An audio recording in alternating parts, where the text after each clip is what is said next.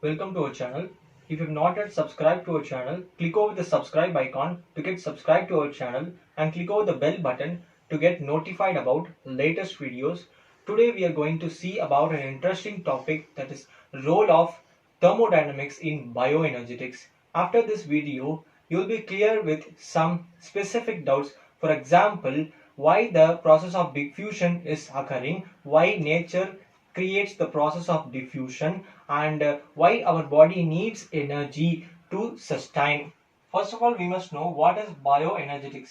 Bioenergetics is nothing but the transformation of energy within the biological world.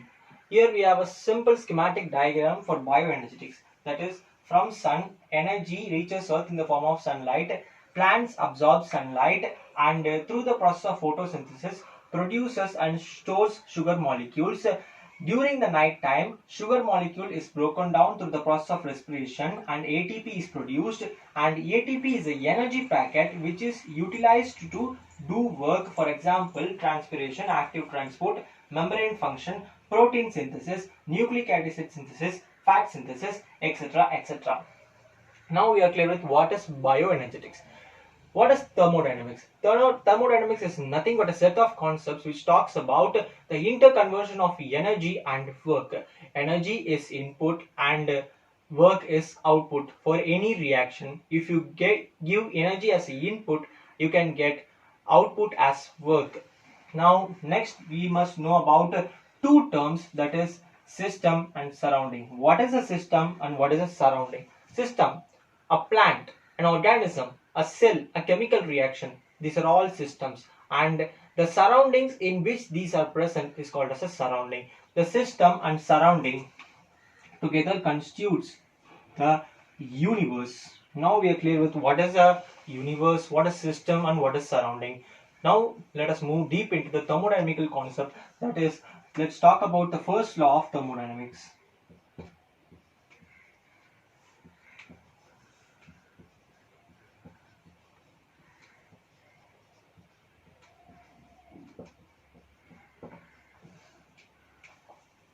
The first law of thermodynamics states that the total energy of the universe, that is system plus surrounding, remains constant. Energy can neither be created nor be destroyed. It can be only transferred. Now let us see an example or illustration for the first law of thermodynamics. Before moving to the example, we must know about enthalpy, a term called as enthalpy. What is enthalpy? Enthalpy is nothing but a change in heat content of a system. Change in heat content of a system. Based on enthalpy, there are two types of reaction. The first type is endothermic reaction, and the second type is exothermic reaction. In endothermic reaction, the heat energy is absorbed, so the enthalpy increases. That is positive enthalpy. In exothermic reaction, the heat is lost, heat energy is lost, so the enthalpy is negative. That is, change in enthalpy is positive, change in enthalpy is negative. Now let us talk about an example for the first law of thermodynamics. Let us consider a plant.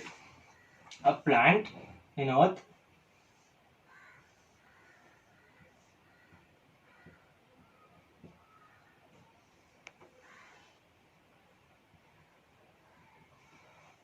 This plant during the daytime takes energy in the form of sunlight and carbon dioxide.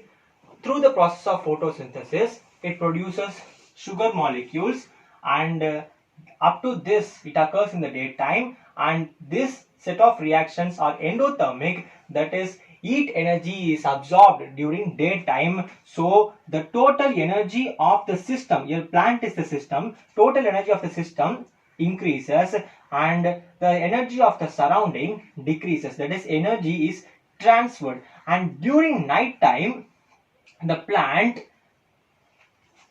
makes work, breaks the ATP compound, makes work, a set of works, for example transpiration, active transport, etc. etc.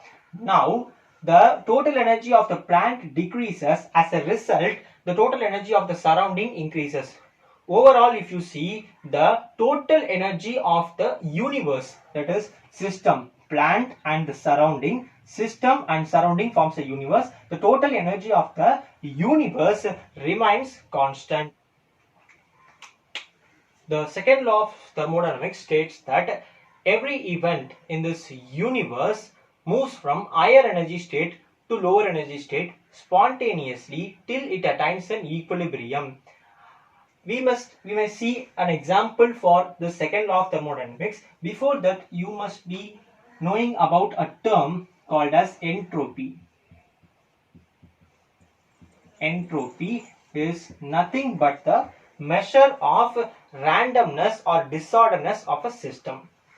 Now let us see an example for the second law of thermodynamics. Let us consider a beaker in which it is separated into two by a semi-permeable or a permeable membrane. One side of the beaker has a glucose solution of high concentration, and the other side it has a glucose solution of lower concentration. Now what will happen? The process of diffusion will take place and the solute particles will move from higher concentration to lower concentration to the permeable membrane till it attains the equilibrium. Here higher concentration represents the higher energy state and the lower concentration is the lower energy state, and the solute particles move spontaneously. Spontaneous means without any external energy, without help of any external energies, move spontaneously till it attains equilibrium here. What is mean by equilibrium here?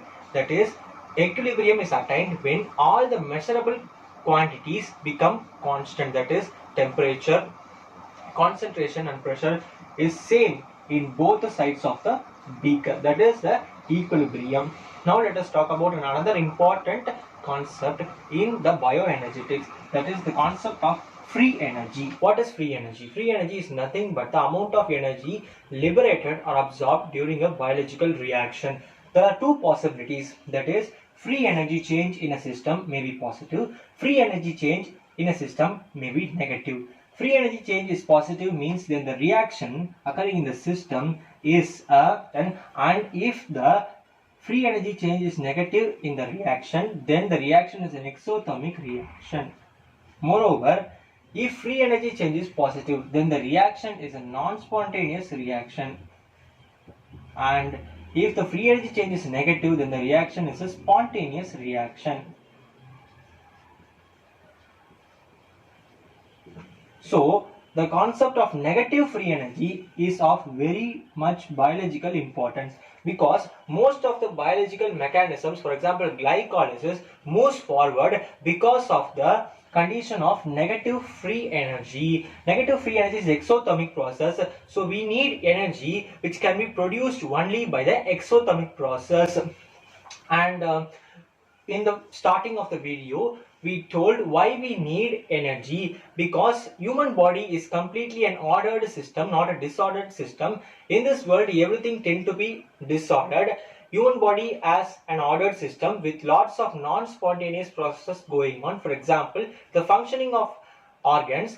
To continue these processes we must spend lots and lots of energy. If you like the video, please subscribe our channel by pressing the subscribe icon and click on the bell button to get notified about latest videos. Thank you.